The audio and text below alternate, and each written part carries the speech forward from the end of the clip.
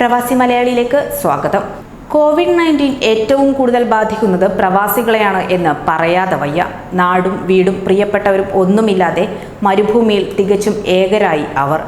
ചുറ്റിലും ആരെങ്കിലുമൊക്കെ ഉണ്ടെങ്കിലും പ്രിയപ്പെട്ടവരുടെ അസാന്നിധ്യം പകരുന്ന ഏകാന്തതയിലാണ് കൊറോണ വൈറസ് ഇടുത്തി പോലെ വന്നു പതിക്കുന്നത്.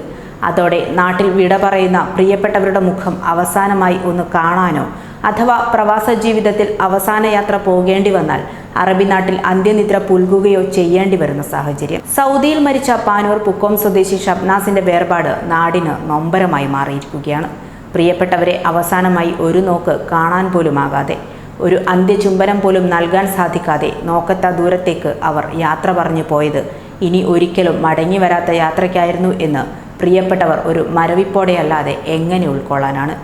ഗൾഫ് മലയാളി ഷബ്നാസിന്റെ ജീവൻ കോവിഡ് തട്ടിയെടുത്ത വാർത്തയും പകരുന്നത് അത്തരമൊരു വേദനയാണ്.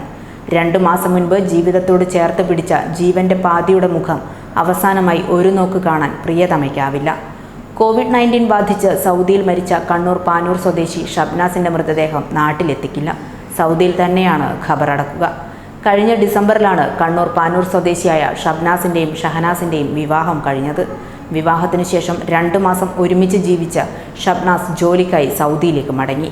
ഇത് ഇനി ഒരിക്കലും മടക്കമില്ലാത്ത യാത്രയാകുമെന്ന് അവർ കരുതിയിരിക്കില്ല. വലിയ ലക്ഷണങ്ങളൊന്നുമില്ലാതെ എത്തിയ കോവിഡ്-19 ഷബ്നാസിന്റെ ജീവൻ എടുക്കുകയായിരുന്നു. ഒരു നിശബ്ദ കൊലയാളിയായി. മദീനയിലെ ജർമ്മൻ ആശുപത്രിയിൽ വെച്ചാണ് ഷബ്നാസ് കഴിഞ്ഞ ദിവസം മരിച്ചത്. നാട്ടിലേക്ക് മൃതദേഹം എത്തിക്കാനാകില്ല എന്നതിനാൽ സൗദിയിൽ തന്നെ ഖബറടക്കാൻ ഭാര്യ ഷഹനാസ് സമ്മതം നൽകുകയായിരുന്നു. പനി ഉണ്ടായിരുന്നെങ്കിലും തുടക്കത്തിൽ ചികിത്സ തേടാഞ്ഞതാണ് രോഗം മൂർച്ഛിക്കാൻ കാരണമായത്.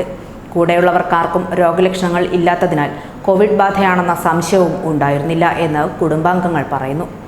8 മാസം മുൻപ് കല്യാണം ഉറപ്പിച്ചു വെച്ചതായിരുന്നു. കഴിഞ്ഞ ഡിസംബറിൽ നാട്ടിലെത്തി ഷഹനാസിനെ ഷബ്നാസ് ജീവിത സഖിയാക്കി. 2 മാസം ഒപ്പം താമസിച്ച് മാർച്ച് 19 ജോലിക്ക് തിരികെ പോയി. KFCയിലെ സഹപ്രവർത്തകർക്കൊപ്പമായിരുന്നു സൗദിയിൽ താമസം.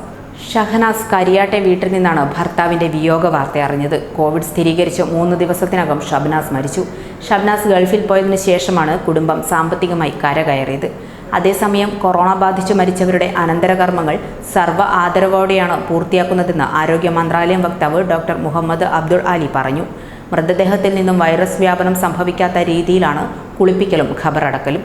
ശരീരസ്രവങ്ങൾ നീക്കുന്നതിന് പ്രത്യേക പരിശീലനം നേടിയ വിദഗ്ധരാണ് മൃതദേഹങ്ങൾ കുളിപ്പിക്കുന്നത്. വൈറസ് ബാധിക്കാതിരിക്കാനുള്ള വസ്ത്രങ്ങൾ ധരിച്ച് ഇത്തരം ഘട്ടങ്ങളിൽ സ്വീകരിക്കേണ്ട എല്ലാ മാനദണ്ഡങ്ങളും മതചിട്ടകളും പാലിച്ചാണ് കുളിപ്പിക്കലും ഖബറടക്കലും.